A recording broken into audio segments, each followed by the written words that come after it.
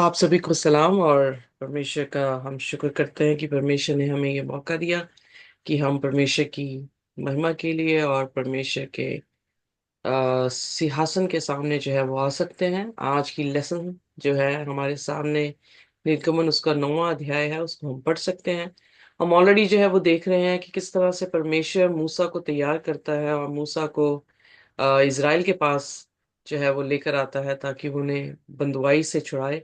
और फिर हमने देखा कि किस तरह से परमेश्वर ने 8वें और 7वें अध्याय में हम देखते हैं कि परमेश्वर 4 ऑलरेडी जो है वो प्लेग्स उनके पास जो है वो भेजता है और उनसे यही फिरौन से यही आदेश दिया गया है कि मेरे लोगों को छोड़ ताकि वो मेरी उपासना कर सके। सो हम इसके बारे में काफी चर्चा कर चुके हैं कि ये कैसे अंतिम दिनों में भी जो है या शुरुआत से लेकर अंत तक जो है कंट्रोवर्सी, ग्रेट कंट्रोवर्सी यही है कि वर्शिप के ऊपर जो है वो सारी कंट्रोवर्सी क्रिएट या बिल्डअप की गई है। यहाँ पर भी 5वें प्लेग में भी हम देखेंगे कि परमेश्वर फिर उसे यही बात जो है वो कहते हैं। पर इससे पहले हम निर्गमन उसके 9वें अध्याय में जाएं। आइए अपने सिरों को झुकाएंगे और हम प्रार्थना में जाएंगे। हमारे स्वर्गीय खुदावंद, हम आपके शुक्रगुजार हैं, धन्यवाद करते हैं कि आप हमारे परमेश्वर खुदावंद हैं और आपके जैसा कोई भी परमेश्वर नहीं। आप सब अ, भगवानों से ऊपर हैं खुदावंद। आप हैं जिन्होंने सारी कायनात को बनाया है। आप हमारी सृष्टि करता है। हमारे सिर आपके सामने झुकते हैं खुदावन। हम आपको नमन करते हैं, आपके चरणों को चूमते हुए खुदावन अपने पापों का अंगीकार करते हैं कि हम पापी हैं, हम में कुछ भी अच्छा नहीं। खुदावन, हम जैसे भी हैं खुदावन, आप हमें स्वीकार करें, आप हमें पवित्र करें। आप हमें खुदावन अपनी दया से भर दें और हमारे गुनाहों को बिल्कुल हमसे दूर कर दें। एक पतली सी परत भी आपके और हमारे बीच में गुनाह की ना आए खुदावन। अपनी आत्मा हमसे बिल्कुल अलग ना करे। हमें प्रभु अपने लहू से धोकर हिम की तरह सफेद करें और अपनी पाकरू दे। जब हम आज आपके कलाम को पढ़ने वाले हैं खुदावन, आप हमारी मदद और सहायता करें।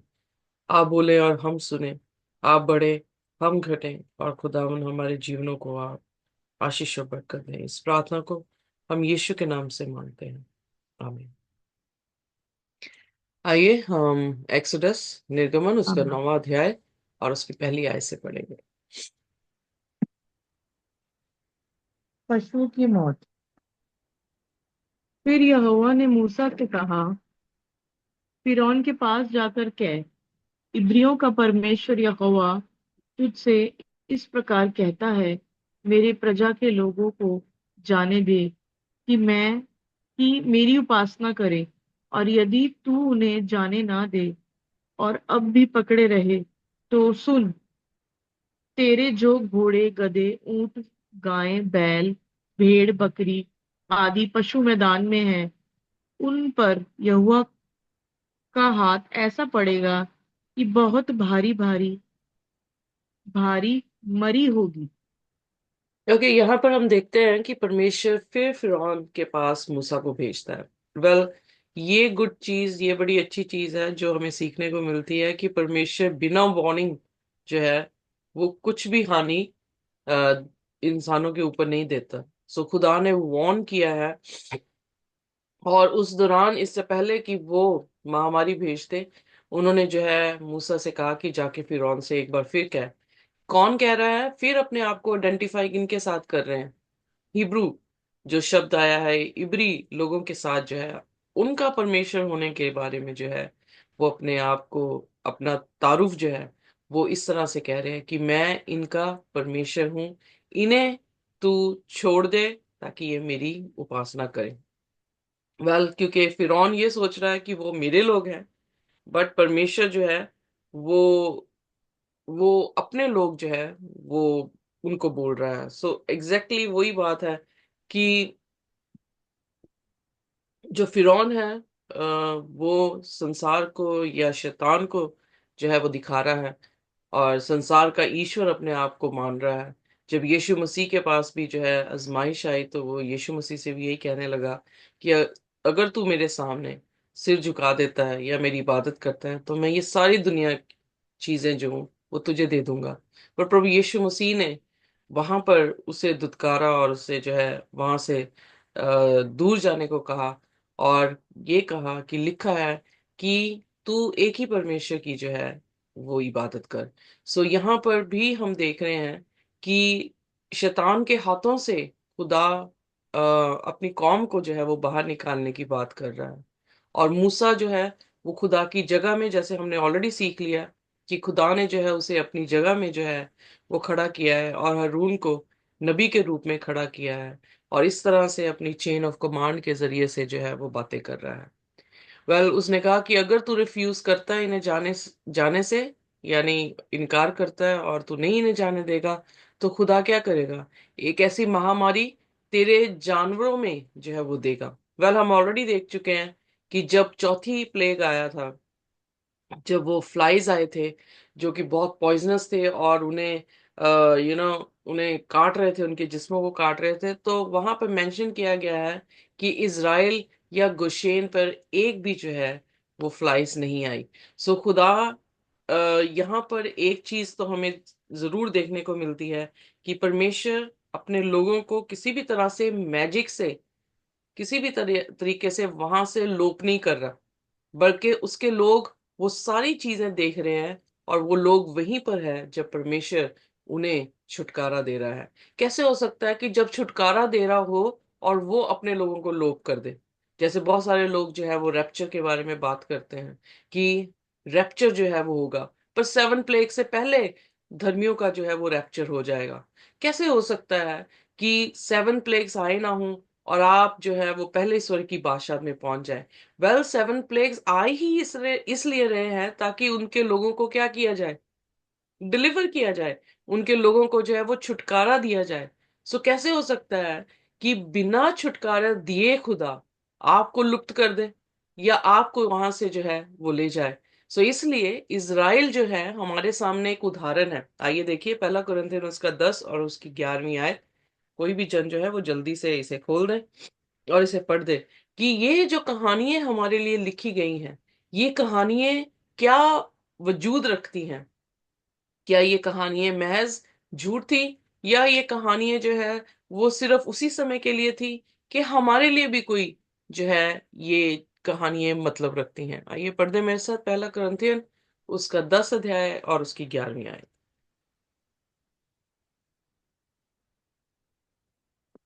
परंतु ये सब बातें जो उन पर पड़ी दृष्टांत की रीति पर थी, और वह हमारी चेतावनी के लिए जो जगत के अंतिम समय में रहते हैं लिखी गई हैं। ओके, सो अंतिम दिनों के लोगों के लिए ये चीजें लिखी गई हैं। क्यों लिखी गई हैं? एक चेतावनी के रूप में। चेतावनी के मतलब, यानी ये हमारे लिए एक तरह का चैलेंज है कि हमारे साथ भी हम इन कहानियों में कहीं ना कहीं दिख रहे हैं, क्योंकि ये कहानियां रिपीट होंगी और इन कहानियों में हम भी होंगे, और तब हम कैसा निर्णय जो है वो लेंगे। इसलिए हमारे लिए भी ये क्या है? चैलेंज है। Are you getting me? So अगर ये 10 प्लेग्स जो है मूसा के टाइम में पड़े हैं और 7 प्लेग्स जो है वो अंतिम दिनों के लोगों के में पड़े हैं, तो हम देखते हैं कि ना मूसा के लोग लुप्त हुए हैं, ना ही हम लुप्त होंगे। हम भी इन्हीं सभी परेशानियों से होकर गुजरेंगे। प्रेरितों का काम उसका 14 उसकी 22 में लिखा है कि हम बड़ी मुश्किलातों से खुदा के घर तक जो है वो पहुंचेंगे। We will go through many tribulation before we enter the heavenly kingdom. So इससे पहले कि स्वर्गीय बादशाह में हम जाएं, हम जो है वो बहुत सारी मुसीबतों से होकर गुजरेंगे। इसीलिए प्रकाशित वाक्य उसका 15 अध्याय और उसका 8वां वचन बताता है कि हम तब तक हैकल के अंदर नहीं जाएंगे जब तक कि 7 प्लेग्स इस धरती पर ना आ जाए। आइए पढ़े मेरे साथ प्रकाशित वाक्य उसका 15 अध्याय और उसका 8वां वचन। कोई दूसरा जन जो है इसे जल्दी से पढ़ दे ताकि सिस्टर जो है वो एक्सोडस में रहे। सिस्टर अभी तो मैंने निकाल लिया, हाँ नेक्स्ट जी, हाँ कोई जी। वर्स ओके, तो मैं नो। मैं और देखती हूँ। और परमेश्वर की महिमा और उसकी सामर्थ के कारण मंदिर धुएं से भर गया, और जब तक उन सातों स्वर्गदूतों की सातों विपत्तियां समाप्त ना हुई तब तक कोई मंदिर में ना जा सका। तो यहाँ पर क्या है, मंदिर खुला जरूर है पर कोई भी भीतर जा नहीं पाएगा जब तक कि वो 7 महामारियां इस धरती पर ना आ जाए। सो इसलिए यहाँ पर एक चीज तो बिल्कुल साफ नजर आती है कि हम भी वहीं पर होंगे जब परमेश्वर हमें छुड़ाने के लिए हमारे दुश्मन के ऊपर महामारियां जो है वो डालेगा। और इसीलिए हमारा हमारा छुटकारा या हमारा मतलब डिलीवरेंस के बाद जो खुशी का आना है वो तभी हो सकता है जब हम मुश्किलातों से होकर गुजरे होंगे। कोई भी इंसान अपनी ट्रॉफी को तभी पाकर खुश होता है जब उसने मेहनत की हो, जब वो मुश्किलातों से, जब वो भागा हो, जब उसकी भाग में परिश्रम हुआ हो। Are you getting me? अगर वो ऐसे ही जी उसे ट्रॉफी दे दी जाए, अगर मुझे ऐसी ट्रॉफी दे दी जाए कि आप फर्स्ट आ गए हैं, आपने 400 मील की जो है वो रेस को जो है वो जीत लिया है, तो कैसा लगेगा? मुझे कैसा लगेगा? आपको? क्या आप इस बात से खुश होंगे?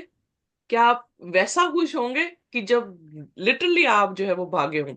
अब जबेस जी को अगर बाई चांस ट्रॉफी मिली हो, उसकी डीपी में भी ट्रॉफी लगी हुई है, ट्रॉफी मिली हो, तो जबेस ने उस ट्रॉफी को जब लिया होगा तो क्या वो उदास होगा? क्या वो अनसेटिस्फाई होगा? क्या उसके दिमाग में शक होंगे? वो खुश होगा।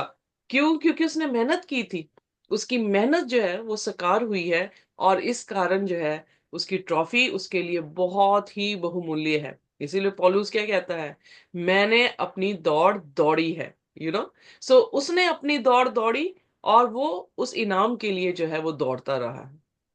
सो जब हम भी दौड़ते हैं तो मुश्किलातों में से ही होकर निकलेंगे, तभी उस आजादी का, तभी उस जीत का जो है वो लुत्फ हमारे पास होगा। अदरवाइज कोई भी लुत्फ नहीं होगा।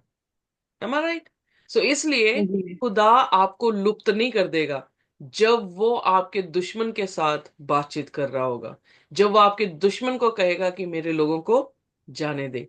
लोग वहीं पर थे। और फिर यहाँ पर महामारी किस पर आने लगी? पहली महामारी इंसानों पर थी जो काट रहे थे फ्लाइस। अब महामारी जो है उनके लाइफ स्टॉक पे, उनके जानवरों पर जो है वो आई। और खुदा ने फिर चौथे वचन में, आइए देखिए निर्गमन उसका 9 और उसके चौथे वचन में क्या किया। परंतु यहोवा इजराइलियों के पशुओं में और मिस्रियों के पशुओं में ऐसा अंतर करेगा कि जो इजराइलियों के हैं उनमें से कोई भी ना मरेगा। सो ये डिफरेंस होगा।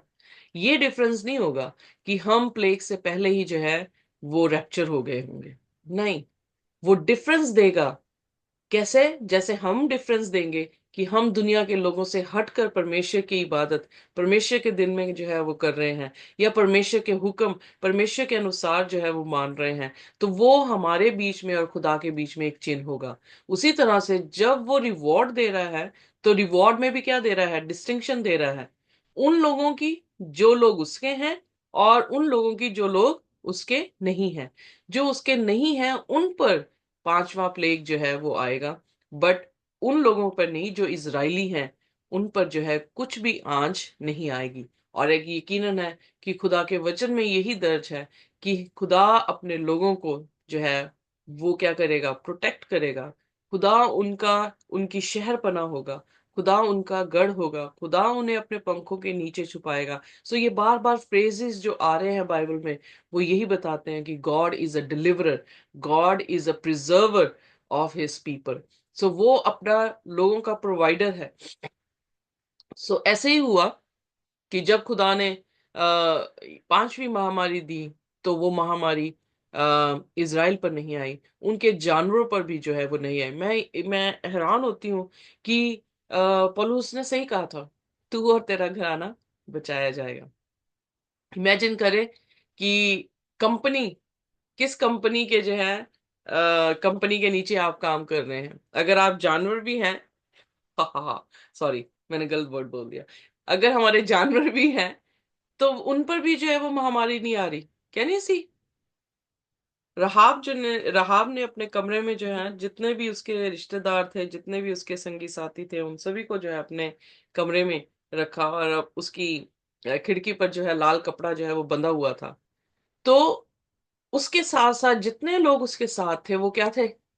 बच गए थे ना? या यस। जी। एग्जैक्टली बच गए थे। अब यहां पर भी क्या हो रहा है, जो खुदा के लोग हैं, खुदा के लोगों की जो पोजेशन है, जो उस उनके साथ जुड़े हुए हैं, खुदा उनको भी क्या कर रहा है, बचा रहा है। या। एग्जैक्टली। सो आप देखेंगे कि 4 प्लेग्स में इज़राइल ने तो विश्वास करना शुरू कर दिया, इज़राइल के साथ उसके घरानों ने भी विश्वास करना शुरू कर दिया कि परमेश्वर हमें क्या करने वाला है, डिलीवर करने वाला है। अब उनके जानवर भी जो है खुदा क्या कर रहा है, सेव कर रहा है। सो इसका मतलब हम और हमारा घराना खुदा के लिए बराबरी में क्या है, जरूरी है, या खुदा उन्हें आशीष जो है वो दे सकता है अगर वो पूरा का पूरा घराना सेफ हमारे साथ खड़ा हो, तो वो भी क्या होंगे, बचाए जाएंगे। सो आइए देखिए, अगली आयत जो है 7वीं आयत पढ़ेंगे, 6वीं के 7वीं, 5वीं। 8वीं। Okay, great. फिर यहोवा ने ये कहकर एक समय ठहराया, मैं ये काम इस देश में कल करूंगा। दूसरे दिन यहोवा ने ऐसा ही किया, और मिस्रियों के तो सब पशु मर गए, परंतु इजरायलियों का एक भी पशु ना मरा। और फिरौन ने लोगों को भेजा, पर इजरायलियों के पशुओं में से एक भी नहीं मरा। तो भी फिरौन का मन कठोर हो गया, और उसने उन लोगों को जाने ना दिया। सो यहाँ पर फिरौन जो है इंक्वायर करने के लिए भेज रहा है कि क्या ऐसा ही हुआ है जैसा खुदा ने कहा। खुदा ने कहा ये काम मैं कल करूंगा। ओके। और आज का दिन पूरा था कि वो अपने आप को क्या कर सकते थे, बचा सकते थे, वो तौबा कर सकते थे। बट फिरौन का दिल जो है वो बार बार क्या हो रहा है, हार्डन हो रहा है। अगर हम 8 की 19 देखें तो वहां पर जो उसके मैजिशियंस थे वो भी हार गए और उन्होंने कहा कि ना ना, ये किसकी उंगली है, ये खुदा की उंगली है जो सारे काम कर रही है। तब भी फिरौन जो है उनकी बात सुनकर नहीं अपने दिल को जो है वो बदल रहा। यही चीज हम बार बार देखते हैं प्रकाशित वाक्य उसके 16 अध्याय में, कि जैसे जैसे प्लेग्स आ रहे हैं वैसे वैसे लोग जो है वो क्या कर रहे हैं, परमेश्वर की निंदा कर रहे हैं बनिस्बत की अपने पापों का अंगीकार करें। सो वही सेम सिनेरियो यहां पर भी दिखाई दे रहा है कि जब हम अपने फलों में पक जाते हैं, हमारे फल बदलने बहुत ही मुश्किल हो जाते हैं। सो जब तक खुदा का दया का दरवाजा खुला है, तब तक हमारे पास टाइम है कि हम अपने आप को बदल सकते हैं, हम खुदा के विश्वास में जो है वो आ सकते हैं। पर जब खुदा का दया का दरवाजा बंद हो गया, उसके बाद कोई करेक्टर शफलिंग नहीं हो सकती है। इसीलिए प्रकाशित वाक्य उसका 12 और उसकी 11 आयत में क्या लिखा है, आइए पढ़ दे मेरे साथ कोई भी जल्दी से। जी। और उन्हें स्वर्ग से एक बड़ा शब्द सुनाई दिया कि यहाँ ऊपर आओ। यह सुन वे बादल पर सवार होकर अपने बैरियों के देखते देखते स्वर्ग पर चढ़ गए। प्रकाशित वाक्य उसका 22 अध्याय सिस्टर जी, उसकी 11वीं आयत। जी। Thank you. 22 का 22 का 11। 11। जो अन्याय करता है वह अन्याय ही करता रहे, और जो मलिन है वह मलिन बना रहे, और जो धर्मी है वह धर्मी बना रहे, और जो पवित्र है वह पवित्र बना रहे। और आगे पढ़ते। देख, मैं शीघ्र आने वाला हूँ, और हर एक के काम के अनुसार बदला देने के लिए प्रतिफल मेरे पास है। ओके, सो यहाँ पर परमेश्वर क्या कर रहे हैं कि कोई भी अब चेंज नहीं होगा। जो धर्मी है वो धर्मी बना रहेगा, जो अधर्मी है वो अधर्मी बना रहेगा। और कब हो रहा है ये, यीशु मसीह के आने से पहले। राइट। जी। जब यीशु मसीह या। ने पैराबल दिया, मत्ती उसके 13 अध्याय में, जहां पे वीट और टेर्स की बात आई थी, तो वीट और टेर्स को कब तक जो है वो साथ बढ़ने दिया, कटनी के समय तक। कटनी में क्या हुआ था, कटनी में वो अपने फलों में आ गए थे। अब कोई भी धोखा नहीं हो सकता था। अगर वो उसे उखाड़ते, अब कोई डर नहीं था क्योंकि वो फल पक चुके हैं, टेंडर नहीं जी। है प्लांट। कि उनके साथ उनकी जड़ें निकल जाएंगी तो अब वो फल देना खत्म हो जाएगा उनका, वो मर जाएंगे। नहीं, अब वो पक चुके हैं, इससे आगे ग्रोथ नहीं है। तो अगर अब वीट को, टेर को उखाड़ा जाए तो साफ दिखेगा कि वीट जो है वो टेर के बीच में आ गया, तो वो पकड़ के क्या करेंगे, उसे वीट में जो है वो डाल देंगे। सो इसलिए जब खुदा अपने ये प्लेग्स या महामारी जो है मिस्र में डाल रहा था, तो जो दया का दरवाजा था वो मिस्र के फिरौन के लिए बंद हो चुका था। इसलिए वो बार बार क्या कर रहा है, अपने दिल को हार्ड करता जा रहा है, बार बार अपने दिल को हार्ड करता जा रहा है। खुदा नहीं कर रहा था, पर वो अपने फलों में पक चुका था, उसका बदलना मुश्किल था। ओके, सो अब वो जाकर पूछ, जाके इंक्वायर करने को देख रहा है, मतलब उसके दिमाग में आया, देखो जाके सचमुच में ऐसा ही हुआ है, गुशेन में जितने भी लाइफ स्टॉक हैं, जितने भी जो है जानवर है, क्या वो जिंदा है? यस, जिंदा है। बट फिर भी उसने अपने दिल को जो है वो हार्ड ही रखा और खुदा के लोगों को जाने नहीं दिया। फिर 8वें वचन में क्या आता है, आइए देखें।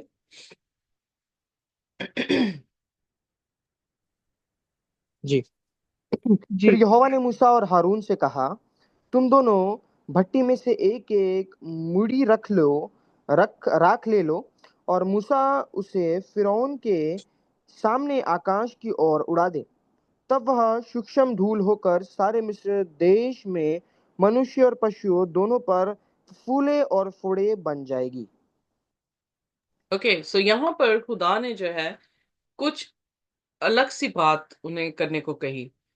जब छठवीं जो है वो प्लेग आई है, और वो छठवीं प्लेग शरीरों में क्या बनने वाले थे, फोड़े बनने वाले थे। सो खुदा ने क्या कहा कि तुम जो है वो राख को लो और उसे हवा में जो है उड़ा दो। अब ये जो राख से राख को लेना और हवा में उड़ाना जो है, वो कौन सा चिन्ह दिखाई देता है? खुदा ने ऐसा क्यों कहा? और फिर वो फाइन डस्ट जो थी ऑल ओवर इजिप्ट जो है वो बिखरेगी, और फिर जो है ह्यूमंस में बॉयज जो है वो आएंगे, और पूरा धरती मिस्र का जो है, और इवन उनके जानवर, अब सिर्फ पहले जानवर देखे हमने, अब इंक्लूड कर दिया गया है इंसानों को भी, और इंसान और जानवरों के ऊपर जो है वो ये महामारी आएगी। जस्ट इमेजिन कि कि जो जानवर थे वो मर गए थे, और जो बच गए हैं उनको कैसे, उनको जो है क्या किया जा रहा है, उनको बॉयल्स जो हैं वो आ रहे हैं।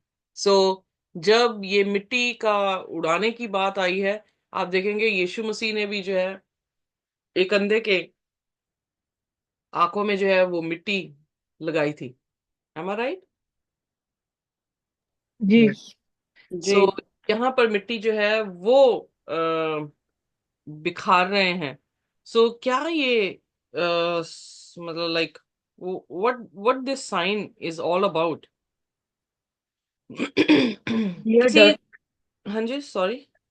We are dust also, no? Okay, so हम जो है वो डस्ट हैं, राइट?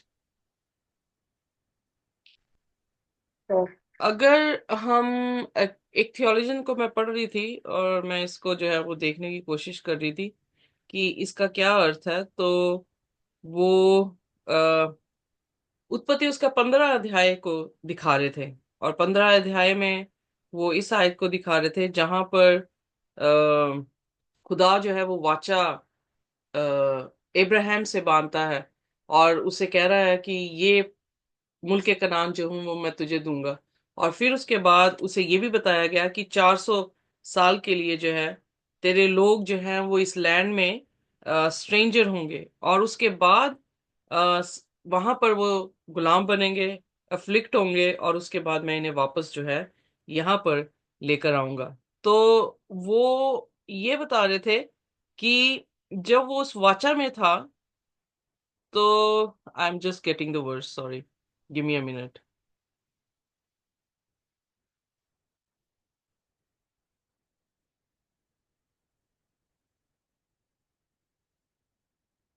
13वीं आयत पढ़ दें प्लीज आप उतनी देर। तब यहोवा ने अब्राहम से कहा, ये निश्चय जान कि तेरा वंश पराए देश में परदेशी होकर रहेगा और उसके देश के लोगों के दास हो जाएंगे, और वह उनको 400 वर्ष लो दुख देगा। फिर जिस देश के वे दास होंगे उसको मैं दंड दूंगा, और उसके पश्चात वे बड़ा धन वहां से लेकर निकल आएंगे। ओके, सो 17वीं आयत पढ़ दें, 16वीं से पढ़ दें आप। पर वह चौथी पीढ़ी में यहाँ होंगे, क्योंकि अब तक एमोरियों का अधर्म पूरा नहीं हुआ। और हम्म। ऐसा हुआ कि जब सूर्य अस्त हो गया और घोर अंधकार छा गया, तब एक अंगीठी जिसमें से धुआं उठता था और एक जलता हुआ पलीता देख पड़ा, जो उन टुकड़ों के बीच में से होकर निकल गया।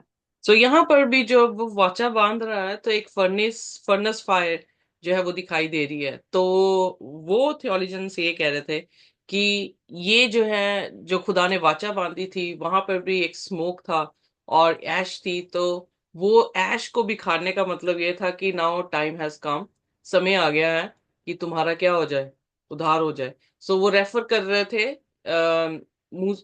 इब्राहिम की उस वाचा के साथ, जिस वाचा में जो है खुदा ने उससे ये बात की थी कि 400 साल के बाद, 4 पीढ़ियों के बाद जो है खुदा इनको वापस जो है वो मुल्के कनान लेकर आएगा। सो इसलिए उस मिट्टी का जो फैलाना है, वो ये दिखा रहा था कि इनकी डिलीवरेंस का टाइम जो है वो आ चुका है। So I am not sure about it, but जो मैंने रीड किया था, क्योंकि मैंने इसके बारे में जब देखा तो मैं जानना चाह रही थी, तो फिर उन्होंने जो है इस तरह से इब्राहिम के बारे में जो है वो बताया। बट एनी हाउ, सो फिर खुदा ने जो है एक और महामारी उनको दी। अब 10वें वचन में हम जाएंगे, निर्गमन उसका 9वां अध्याय उसका 10वां वचन। इसलिए वह भट्टी में की राख लेकर फिरौन के सामने खड़े हुए, और मूसा ने उसे आकाश की ओर उड़ा दिया, और वह मनुष्य और पशुओं दोनों पर फफोले और फोड़े बन गए। ओके। उन फोड़ों के कारण जादूगर मूसा के सामने खड़े ना रह सके, क्योंकि वह फोड़े जैसे सब मिस्रियों के वैसे ही जादूगरों के भी निकले थे। तब यहोवा ने फिरौन के मन को कठोर कर दिया, और जैसा यहोवा ने मूसा से कहा था, उसने उसकी ना सुनी। ओके, सो यहाँ पर 6वां प्लेग भी आया। अब प्लेग जो है वो उनके मैजिशियंस पे भी आ गया, और मैजिशियंस जो है वो अब मूसा के सामने खड़े नहीं रह सके। सो हम देख रहे हैं कि जब, इफ यू रिमेम्बर, हमने प्रकाशित वाक्य उसका 16 अध्याय पढ़ा था, तब हमने देखा था इफरात नदी जो है वो सूख गई। जब उन्होंने देखा कि अंधकार जो है वो उसी खास सिटी में जो है वो आके गिरा है, तो वो डर गए। उन्होंने सोचा कि शायद ये जो लोग हैं, जो अपने आप को भगवान सोच रहे हैं या परमेश्वर के मंदिर में बैठे हैं, ये खुदा के लोग होंगे। तो जब उन पर आकर अंधकार छाया, तो इफरात इफरात मतलब पानी को दिखा रहा है, तो सिंबलाइज ये कर रहा है कि लोगों की जो सपोर्ट थी उनके लिए, वो जो है वो दूर हो गई, खत्म हो गई या कम पड़ गई।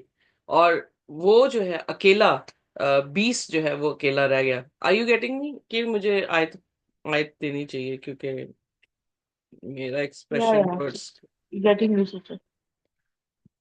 आप तो गेटिंग कर रहे हैं, तो हम एक आयत भी जो है वो पढ़ देते हैं। सॉरी। ओके, 10वां वचन, प्रकाशित वाक्य उसका 16 अध्याय उसका 10वां वचन से पढ़ना और शुरू करें। पांचवें ने अपना कटोरा उस पशु के सिंहासन पर उड़ेल दिया, और उसके राज्य पर अंधेरा छा गया, और लोग पीड़ा के मारे अपनी अपनी जीभ चबाने लगे। एग्जैक्टली, आगे पढ़ दे प्लीज, 12वीं और तक। अपनी और अपनी पीड़ाओं और फोड़ों के कारण स्वर्ग के परमेश्वर की निंदा की, और अपने अपने कामों से मन ना फिराया। जी, 12वां और वचन। छठ और छठवें ने अपना कटोरा बड़ी नदी फुरात पर उड़ेल दिया, और उसका पानी सूख गया कि पूर्व दिशा के राजाओं के लिए मार्ग तैयार हो जाए। ओके, सो यहाँ पर इफरात जो है वो एक ऐसे ही लोगों को रिप्रेजेंट कर रहा है कि वो भी सूख गया, यानी उनकी सपोर्ट जो थी वो सूख गई, जब उन्होंने देखा कि ये तो हम मतलब एग्जैक्टली जो हेडक्वार्टर है बीस्ट है उसी पर जो है वो आकर गिर गया है। सो यहाँ पर भी हम देख रहे हैं कि जब जो लोग उसके कॉन्ट्रफिट में खड़े थे, फॉल्स प्रॉफिट्स खड़े थे, खुदा ने उनको भी जो है वही फोड़े दिए, और वो फिर मूसा के सामने जो है वो नहीं खड़े रह सके। पर फिरौन जो कि हेडक्वार्टर है यहाँ पर, फिरौन का दिल और जो है वो कठोर होता गया। और जब परमेश्वर कह रहा है कि खुदा ने उसके दिल को कठोर किया, तो इसका मतलब ये कि अब खुदा ने अलाउ नहीं किया उसको कि वो क्या करे, पश्चाताप करे। क्योंकि बहुत टाइम खुदा ने उसको दिया, पर उसने अपने दिल को और डिटर्मिनेशन ये रखी कि वो खुदा के कहने को नहीं मानेगा। क्योंकि उसने सबसे पहले यही कह दिया था 5 की 2 में कि ये कौन सा खुदा है जिसकी मैं सुनूं, मैं नहीं जानता ऐसे खुदा को कि मैं उसकी सुनूं। तो फिर उसके बाद क्या होता है, आइए देखिए 7वें प्लेग का 13वीं आयत, काफी लंबा है। सो फूलों की वर्षा। हाँ। ओके, तो ऐसे ना करें कि ये अगले सेशन में करें, व्हाट डू यू थिंक? कल कर लेते हैं, कोई कल दिक्कत कर नहीं। लेंगे क्योंकि काफी लंबा है, विल नॉट जी। Able to finish this, okay. Right? So यहीं पे खत्म करते हैं। तो इस 6वें प्लेग तक जब हम गए हैं तो हमने यही देखा है कि खुदा जब तक उसके लोग आजाद नहीं कर दिए जाते, किसी भी हद तक अगर खुदा को जाना पड़ा, तो खुदा जो है अपने लोगों को आजाद करने के लिए जाएगा। और खुदा जो है वो अपने लोगों के लिए जो है वो खड़ा हो रहा है। तो यहाँ पे उसकी जस्टिस भी जो है हमें देखने को मिल रही है। वेल, इन सभी जस्टिस में क्या आपको प्यार दिखा? यस। यस। कैसे कैसे आपको प्यार दिखा?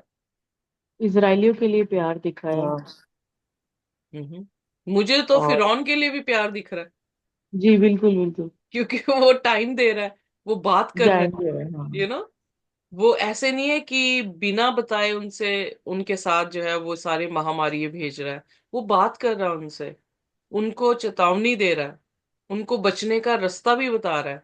और उनसे ये भी कह रहा है कि जैसे उसने कहा मैं आज नहीं डालूंगा, मैं कल डालूंगा, समय दे रहा है उनको कि वो रियलाइज करे, थिंक करे, और डिसीजन अपना जो है वो फॉर्म करे।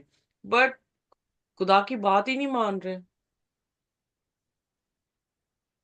और जी। फिर खुदा को जो है जब न्याय देना पड़ेगा, तो खुदा, हालांकि ये स्ट्रेंज थिंग है, बाइबल बताती है कि this is a strange act of God, कि वो सजा जब देता है, पर फिर भी उसे ये देनी पड़ती है क्योंकि वो न्यायाधीश है। और इतनी दया है उसकी कि अगर हम कोई भी पाप करके आए हैं, अब हम अपना अंगीकार कर लेते हैं और उन रस्तों पे दोबारा नहीं जाते हैं, तो खुदा हमें माफ कर देता है। नीति वचन उसका 28 उसकी 13 में लिखा है, अगर तू अपने पापों का अंगीकार कर ले और उसे मान कर छोड़ दे, तो तेरे पे दया की जाएगी। आइए पढ़ दें नीति वचन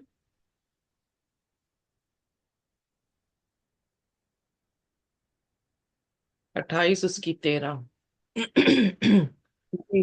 जो अपने अपराध छिपा रखता है उसका कार्य सफल नहीं होता, परंतु जो उनको मान लेता और छोड़ भी देता है उस पर दया की जाएगी। आमेन। सो किस पे दया? खुदा दया कर देता है जब हम अपने पापों का अंगीकार कर लें, सरेंडर कर लें खुदा के सामने, तो खुदा हमें बख्श देता है। बट खुदा बार बार मौके दे रहा है उसको, कि खुदा वॉज, मतलब खुदा बिल्कुल रेडी थे उसको माफ करने के लिए। बट क्योंकि खुदा आने वाले टाइम को देख सकते थे, तो इसलिए पहले ही नबी से कह दिया कि उसका मन जो है वो हठीला होगा, फिरौन तुम्हें जाने नहीं देगा, पर मैं जो हूं उन पर महामारियां डालूंगा। तो इसका मतलब ये नहीं था कि खुदा ने ये डिटर्मिन कर रखा था या प्लान कर रखा था कि वो ऐसे करेगा उनके साथ। इट्स जस्ट कि गॉड इज ऑल नोइंग। खुदा जो है वो आने वाले टाइम को भी जानता है, इसलिए वो मूसा से ये बातें कर रहा था। तो बट असल दर देखा जाए तो यहाँ पर खुदा ने उसे काफी मौके दिए हैं, अपना प्यार दिखा रहा था। पर अफसोस की बात की उसके प्यार को देखने के लिए आंखें ही नहीं थी, क्योंकि शैतान ने वो आंखें अंधी कर रखी थी। जी। और जब अंत में हम पढ़ेंगे तो हम देखेंगे कि सिर्फ इजरायली नहीं निकले, कुछ मिस्री भी निकल पड़े उनके साथ। Okay. And that was the salvation which God gave to Egyptians as well. So yes खुदा गॉड। खुदा हर हर जाति का जो है वो परमेश्वर है। हम माने चाहे ना माने, पर खुदा जो है अपने आने में भी इसीलिए देरी करता है ताकि हर लोगों को जो है वो मौका मिले कि वो रिपेंट कर लें और मुड़ जाएं, ताकि खुदा जब न्याय करने के लिए आए तो वो नाश ना हो। सो आइए हम भी खुदा के इस तरबियत को जानते हुए नाजायज फायदा ना उठाएं कि जब टाइम आएगा तो तब हम पश्चाताप कर लेंगे। पर हमारा टाइम हमें नहीं पता कि अगले क्षण हम जीवित रहेंगे कि नहीं। तो इसलिए आज और इसी वक्त समय है कि हम अपने जीवनों को प्रभु यीशु मसीह के हाथ में दे सकते हैं। हमें आमीन। आइए, कोई भी जन जो है वो हमारे लिए प्रार्थना कर सकता है, और इस सभा को खत्म हम आपकी प्रार्थना से करेंगे। और अगले दिन जो है हम इसका शेष भाग जो 9वें अध्याय का है उसको पढ़ेंगे। Let's pray. धन्यवाद। धन्यवाद सेनाओं की यहोवा खुदावंद, आपकी महिमा, आपके नाम को जलाल देते हैं। धन्यवाद खुदावंद, आज वो दिन है जो यहोवा आपने बनाया है, हम इसमें बना दे दो खुदावंद। हम मिट नहीं गए खुदावंद, क्योंकि आपकी महाकरुणा का फल है, आपकी दया मरे खुदा प्रतिभोर बने होते थे मेरे मन। यहोवा को धनी कर, जो कुछ मुझ में वो उसके नाम को धनी के मेरे मन। यहोवा को धनी कर, सिपका को ना बुला। खुदावंद आपकी महिमाओं, आज के दिन आपने इस जीवित की भूमि में जिंदा रखा। खुदावंद आपकी दी गई सांसों को हम ले रहे हैं, आपकी महिमा, आपके नाम को हम जलाल देते हैं खुदावंद। आपकी महिमा हम सर्वदा करते रहो, और जिस कार्य के लिए खुदाबंद बाप आपने हमें चुना है परमेश्वर, हम लोगों तक के खुदाबंद बाप आपके कलाम को, आपके वचन को पहुंचाए खुदा।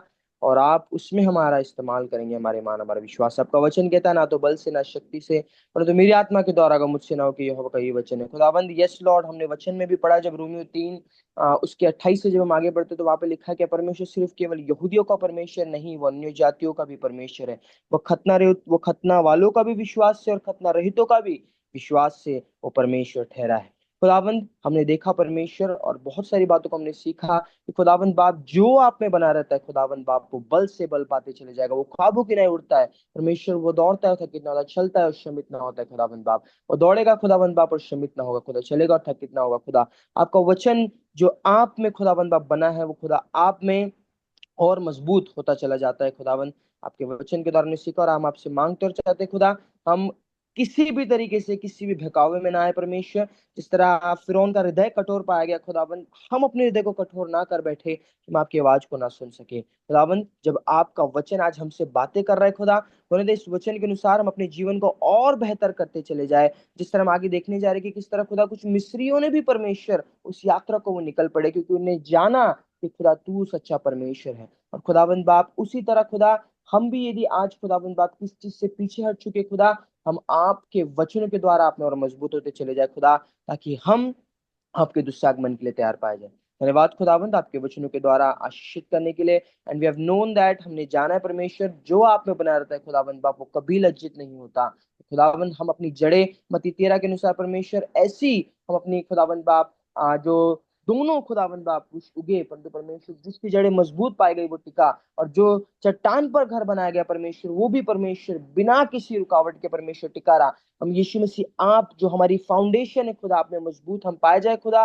और होने दीजिए खुदा, हम आप में ही खुदा, जिस तरह पौलुस कहते हैं, हमारे लिए जीना मसीह और मर जाना नफा लाभ हो खुदा। हम परमेश्वर आप पे अपना जीवन बिताए, और आप जिस तरह चाहते हैं आप हमारी अगुवाई करें। सिस्टर को ब्लेस करें, जितने लोग और खुदा इस वीडियो के माध्यम से परमेश्वर यूट्यूब से देखते हैं, उन्हें भी आशीर्वादित करना, और जो आशीष हमने पाई है और आने वाले दिनों में हम पाने जा रहे खुदा, वो भी उस आशीष के भागी हो। जितने लोग नहीं आए खुदा, उन्हें का आने का मन दीजिए खुदा, ताकि वो इन वचनों को सुने। आवश्यक है आप बढ़े और हम घटे, आपको मार्ग पा जाए। सारी बातों में आपकी महिमा देते हुए, सारी बातों में आपको महिमा आप ही के नाम को जला देते हुए, जो को यीशु मसीह के नाम मांगते हैं, थैंक कीजिए, आमीन। आमीन। आमीन। Thank you very much. खुदा आप सभी को, हम सभी को आशीष और बरकत दे। खुदा की शांति और उसका अनुग्रह हमारे साथ इसी तरह से जब तक कि वो दोबारा ना आ जाए बना रहे। आमीन। आमीन। हमें आमीन।